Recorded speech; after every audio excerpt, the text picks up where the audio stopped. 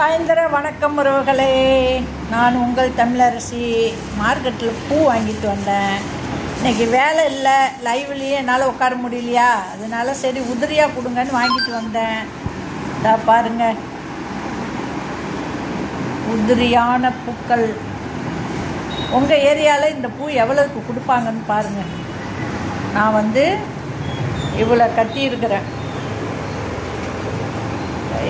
என் கையால் 3 முழம் கட்டியிருக்கிறேன். இன்னும் ஒரு 4 முழம் கட்டலாம் என் கையால். ப்ளஸ் இந்த ரோஸு இவ்வளோ பூ எனக்கு கொடுத்துருக்குறாங்க. இதையெல்லாம் எவ்வளோ தெரியுமா? சாமி ஐயப்பன் கோயில் பூஜைக்காக பூ உதிரையாக வாங்கிட்டு வந்து கட்டிகிட்டு இருக்கிறேன். இவ்வளவு பூவும் 50 ரூபா. சொன்னால் நம்புவீங்களா? ஆனால் அதுதான் எப்போதும் வாங்குறவங்கள்ட்ட தான் போய் பூ வாங்கினேன். அவங்க இப்போ தான் அரும்பெல்லாம் வந்திருக்கு, நான் கட்டலைன்னாங்க. சரி, நம்ம வீட்டில் சும்மா தானே உட்காந்துருக்கோம், நான் கட்டிக்கிறேன்னு சொல்லி அந்த அரும்பு ஒரு 50 ரூபாய்க்கு கொடுங்க. என்ன 50 ரூபாய்க்கு இவ்வளோ பூ இருக்குது. அதான் சரி, யாராருக்கெல்லாம் முல்லைப்பூ பிடிக்கும் நான் தொடுத்து இருக்கிறேன் பாருங்கள். பூவெல்லாம் கட்ட தெரியுது, எவ்வளோ நல்லதாக இருக்குது பாருங்கள். என்ன எல்லா பூவையும் கட்டிட்டு காட்டுறேன் எவ்வளோ இது இருக்குன்னு. நான் வாங்கிட்டு மொத்த பூவையும் கட்டியாச்சு.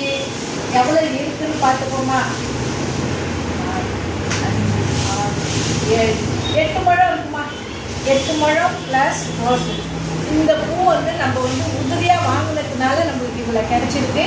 நம்ம கட்டின பூனா 2 முழம் இல்லாட்டி 3 முழம் தான் 50 ரூபாய்க்கு கொடுத்துருப்பாங்க. நான் உதிரியாக வாங்கி கட்டினதுனால எனக்கு 8 முழம் பூவும் ஒரு 10 ரோஸ் கிடச்சிருக்கு.